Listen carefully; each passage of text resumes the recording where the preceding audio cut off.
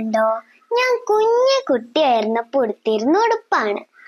ഇപ്പൊ പക്ഷെ എനിക്ക് ഇത് ഇടാൻ പറ്റില്ല. കാരണം എന്താ?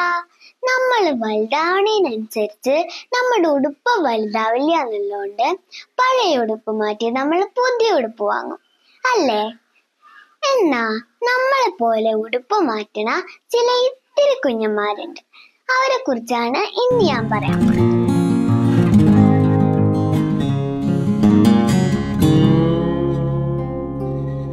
അടുക്കളയുടെ പിന്നിലെ പിച്ചകത്തിന്റെ അടുത്തൊരു ചെടിയില് ഒരു സ്വാമിത്വം ഇരിക്കണ കണ്ടിട്ട് നോക്കാൻ ചെന്നതായിരുന്നു ഞാൻ. അപ്പോഴാണ് അതിൻ്റെ അടുത്ത് മറ്റൊരു ചെടിയില് വേറെ ഒരാൾ ഒളിച്ചിരിക്കുന്നു. സൂര്യശലഭം എന്ന പേരിൽ അറിയപ്പെടുന്ന ഇന്ത്യൻ സൺബീം എന്ന പൂമ്പാറ്റയുടെ ലാർവയാണിത്. പല വലുപ്പത്തിലുള്ള 3-4 ലാർവകള് ആ ചെടിയിൽ ഉണ്ടായിരുന്നു. ഓരോന്നിനെ മാറി മാറി നോക്കണതിൻ്റെ ഇടയിലാണ് അതിലൊരു ലാർവ അനങ്ങാതെ നിന്ന് എന്തോ ചെയ്യണത് ശ്രദ്ധിച്ചത്. സൂക്ഷിച്ചു നോക്കൂ, അതിങ്ങനെ മെല്ലെ വിറയ്ക്കണത് പോലെ കാണാല്ലേ? എന്നാലേ അത് വെറുതെ വിറയ്ക്കല്ല, അതിൻ്റെ പുറമേയുള്ള പഴയ ഉടുപ്പ് മാറ്റിക്കൊണ്ടിരിക്കുക.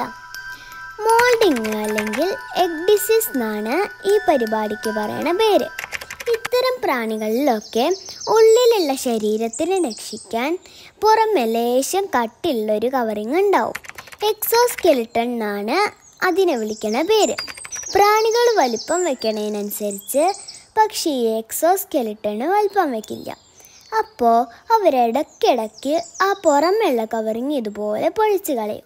മോൾട്ടിങ് 2-3 സ്റ്റെപ്പുകളായിട്ടാണ് നടക്കുക. ആദ്യം കട്ടിയുള്ള എക്സോസ്കെലിറ്റന്റെ ഉള്ളിലെ ഒരു സോഫ്റ്റ് ആയിട്ടുള്ള എക്സോസ്കെലിറ്റൻ ഉണ്ടാവും. ഈ സമയത്തൊക്കെ ഇൻസെക്റ്റ് അധികം നടക്കാൻ ഭക്ഷണം കഴിക്കുകയൊന്നും ചെയ്യില്ല. അതിനുശേഷം ചില എൻസൈമുകൾ പുറപ്പെടുവിച്ച് പുറമേയുള്ള കട്ടിയുള്ള ഉടുപ്പിന്റെ അകത്തെ ഭാഗം സോഫ്റ്റ് ആക്കും. എന്നിട്ട് നല്ലോണം വായുകത്തേക്ക് വലിച്ചെടുത്ത് മസില് പിടിച്ചൊരു നിൽപ്പാണ്.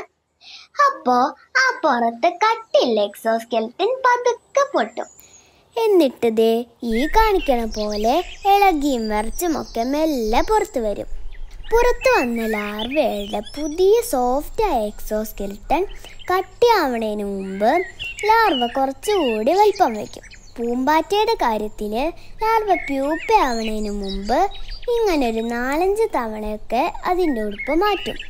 എന്തായാലും ഈ ലാർവ പൂമ്പാറ്റ ആവണത് കാണാൻ പറ്റിയില്ലെങ്കിലും ഇങ്ങനൊരു പരിപാടി കാണാൻ പറ്റി. അല്ലെങ്കിലും പ്രകൃതിയിലേക്ക് ഇറങ്ങിങ്ങനെ നോക്കുമ്പോ ചിലപ്പോഴൊക്കെ നമ്മൾ കാണേണ്ടത് എന്താന്ന് നമ്മളല്ല, പ്രകൃതിയാണ് തീരുമാനിക്കുക.